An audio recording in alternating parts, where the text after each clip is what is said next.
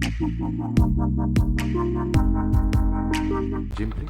Yeah, thank you, sir.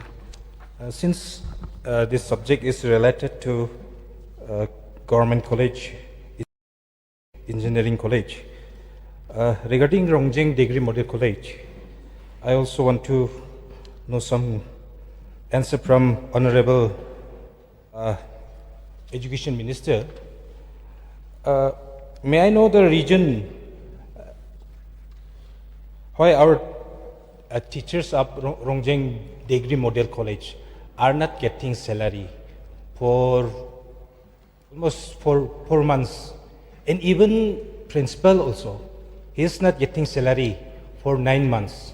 This morning he's calling me and he's complaining me.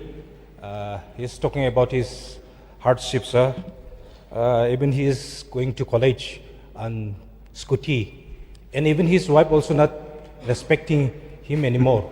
So, sir, is there any reason behind this not getting salary?